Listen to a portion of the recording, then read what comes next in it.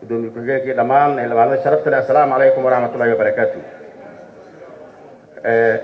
runtii aadaan ugu mahadcelinayaa guddoonka iyo xildhibaanadii dulqaadka ay sameeyeen maalmahan baarlamaanka shaqada joogtada ah oo hataa waqtiyadii maaragtay maalin dhaafkii hataa laga daayey arrintan masiiriga ah oo muhiimadeeda lah loo dhabar adeegay. runtii aad iyo aad aan idinkaga mahadcelinayaa. runtii in la soo koobana maanta waa ku fiicnayd inkastoo dadkii naga horreeyey jaalis badan ay heleen dadka damben xuquuqdaas amal ay u baahanaayeen waqtiga ariirinimadiisna waa dareemi karna.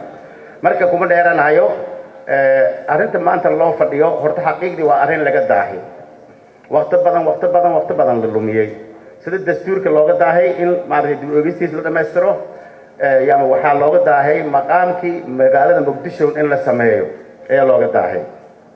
aniga markaan cabaaro waxyaalaha la sheegayay oo xildhibaanada inta badan sheegaan waa jiraan. qodobka 72 in horey dhibaatooyin badan loogu sameeyey ayada oo baarlamaan la soo marinin wax laga bedelin yani ku takrifal badan lagu sameeyey oo madashii iyo waqtigii maaragtay siduu ahaa tii gobolladii sideedii looma aadin 18 gobol inay ka yimaadaan aan qorshadahayn muqdisho kama amaanin waa maaragtay waa lagu tuntay. waxaa kale lagu xadgudbay dowlad goboleedyada si siman inay ugu yimaadaan aqalka sare waa lagu xadgudbay. marka waxyaalo badan oo waxaa jira jeeb dadka maaragtay dajeedkoo kala soo baxeen madashii dadka kalena maaragtay baarlamaankana maadaama awoodda laga qaaday waa iskaga aamusay saasaan ku socnay. marka horta baarlamaankana lamid ma aha madashi lamid ma aha waa hay-addii sharci dejinta oo looga baahan yahay wixii qaldamay inay saxdo.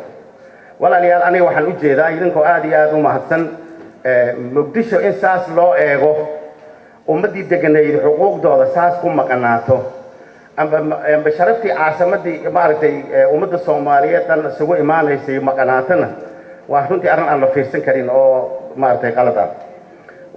waxaa kale loo baahan yahay maadaama aan baarlamaan nahay runtii sharciga in la ilaaliyo oo sharciga la dabaqana waa lagama maarmaan aydan waa culus tahay ilaa haddii la iskaga tago waxay noqonaysaa anigu inaan u horseenay amalay una kaalisa.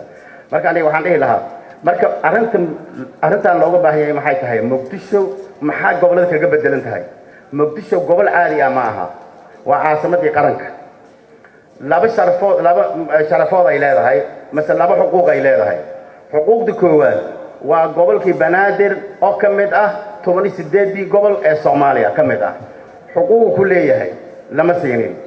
wuxuu kale leeyahay xuquuq caasimadii sharafteedu leeyahay oo ummadda Soomaaliyeed oo dhan caasimadooda hooyigooda oo ku isugu imaanaya ummadda Soomaaliyeed isku haysay. marka taasna waxay ku leeyahay gobolku wuxuu ku leeyahay xuquuq kale gaar ah yuu ku leeyahay. marka arrintaas laba arrimood ay u baahan tahay. aniga horta mid in xildhibaan senatore matalo tara ku falan la siiyo tii hadda la soo jeediyey iyo wixii la mid ah la siiyo aniga maaragtay shakhsiyan aadan ahaan runtii aniga raalli aan ku ahay. laakiin waxaan qabaa in maaragtay laba arrimood inaan ka fakirno. Soomaaliya waad ogtihiin waxaa dowladnimadeeni saa u galay oo ilaa hadda Soomaaliya xeer laga ka gaari weyday waa cadaalad darro inaan dhexdeena isdulmino xaqiiqdii taasa bees u ah.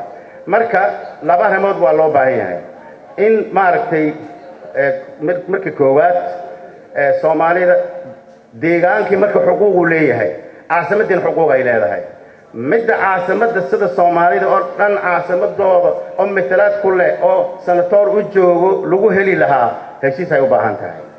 waxay kale u baahan tahay shacbiga deegaan ahaan degan oo macnaha magaaladooda deegaankooda caasimad Ilaahay nasiibkooda ka dhigay ayagana waxay leeyihiin sida gobolada kale ee shacbiga kale xuquuq u leeyahay xuquuq u leeyihiin ayagana waxa maaragtay xaq ah in maaragtay arrintooda meel la saaro.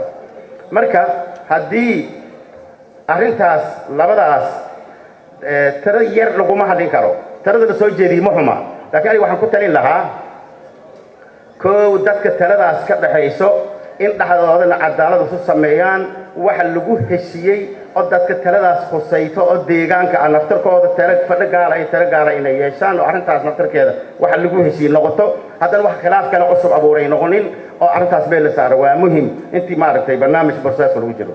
waxaa kale lagama maarmaan ah barnaamijkii in maaragtay hadhow wax la duri karo inay meesha ka soo bixin oo arrintii noqoto mid sharci ku qatinto inay noqoto.